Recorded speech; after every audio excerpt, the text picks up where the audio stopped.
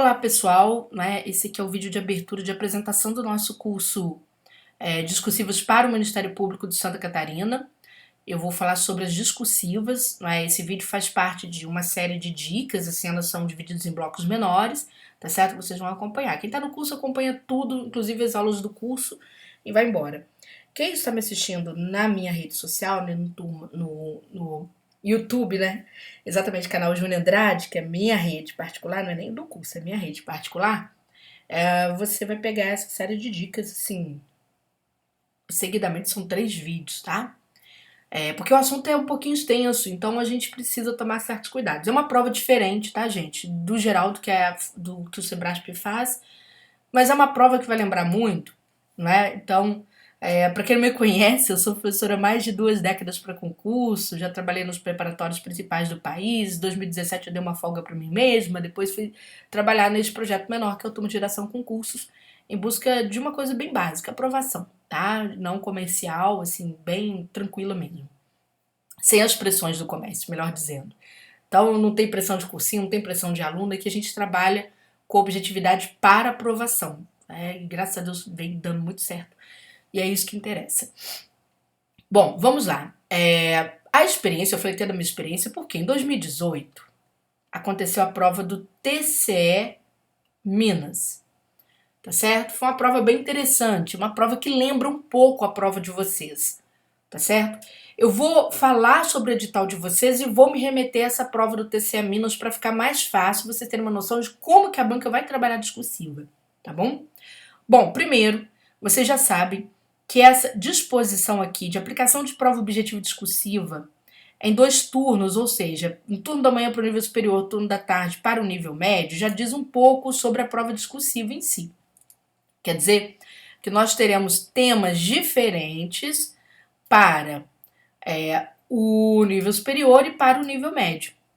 Então, mesmo a banca colocando aqui, não é, que as atribuições institucionais serão avaliadas, você terá diferença nesse processo de avaliação dessas atribuições ou de apresentação dessas atribuições, tá certo?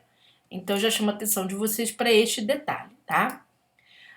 Outra questão que vocês precisam levar em conta é o seguinte: a discursiva valerá 10 pontos, não é? E a banca vai trazer um tema concernente às atividades do MPC Santa Catarina. Quando a banca fala concernente, o que vem na cabeça do aluno? Eu vou ter que estudar aquele rol de atribuições institucionais que abre, por exemplo, o regimento interno do MPC. Certo? Certo. Então você tem que ter o regimento interno, tá, do MPC-SC na cabeça. Ele tem que estar assim, prontinho. Porque o Sebrasp cobra decoreba mesmo, tá, pessoal? Decoreba mesmo. Ocorre que essa decoreba ainda tem uns temperos no de vocês, que foi um pouquinho diferente no TCE Minas. O TCE Minas foi decoreba, de vocês vai ter um pouquinho mais de tempero, vocês vão entender. Mas vocês também deverão estudar a lei orgânica do Tribunal de Contas de Santa Catarina. Não deixem de estudar isso aqui, é um perigo, tá? Se você negligenciar. Por quê? Porque, gente, no TCE de Minas havia uma proposta um pouco parecida com a de vocês. O que aconteceu aqui? Quando a banca trouxe a discursiva, em realidade, né, para os alunos, a discursiva deles, salvo engano, tinha 50 linhas, era bem mais extensa que a de vocês. E havia a seguinte cobrança, apenas 2 itens, tá certo? Um item cobrava os objetivos, né? E eram objetivos e finalidades da fiscalização promovida pelo TCE, uma coisa assim. Mas o primeiro item cobrava as atribuições, né, privativas do TCU. Olha só, muita gente caiu da cadeira. Porque, apesar de ser um concurso do TCE, havia muito espelhamento, tá certo? Destas atribuições no Tribunal de Contas do Estado de Minas Gerais, não é? Porém, eu me lembro a época, né, eu dei aula aqui para o TCE Minas, eu sempre falo para os alunos, olha, a gente estuda o órgão também do entorno. Então, se o Ministério Público de Contas é exatamente uma instituição que atua atua o tempo inteiro junto ao TCE de Santa Catarina, não é? Então você precisa estudar a lei orgânica do TCE também, tá? Não é o regimento do TCE, é a lei orgânica do TCE. Por que é importante você estudar a lei orgânica do TCE? Porque muitas das competências, não é, que são dadas ao procurador-geral, muitas das atividades que são próprias do Ministério Público de Contas estão aqui, tá certo? Também abordadas nesta lei orgânica. Então, tome muito cuidado, estude tudo, estude inclusive as competências do próprio TCE-SC, porque se a banca pedir, pelo menos, é lógico que ela vai tentar pedir competências bem mais próximas aqui às atividades do próprio Ministério Público, no momento que eles atuam realmente em conjunto, e que há coincidência dessas competências, você precisa dominar isso, tá? Então, para não ficar desavisado, já fica com essa ideia na cabeça, tá bom? Vocês farão um texto definitivo. Então, gente, peraí. Se você quiser fazer prova de manhã e prova à tarde, já vamos escrever para 2 cargos. Ok, por mim tudo bem, eu só falo para o aluno, fixe uma área para você aprender melhor. Por quê? Porque quando a gente fala em estudo de competências institucionais, pessoal, por exemplo, vocês têm que estudar também as competências por cargo, tá? Muito cuidado. Ah, mas a competência por cargo não é diferente da competência institucional? Não, o cargo pertence à instituição. Portanto, as competências institucionais, elas não morrem ali nos artigos iniciais, não. Tá certo?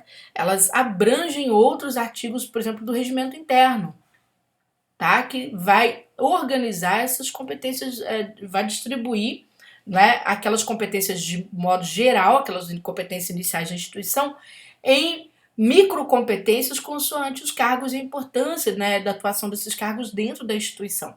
Portanto, você precisa dominar, até porque as provas discursivas serão diferentes, tá? Haverá aplicação diferente.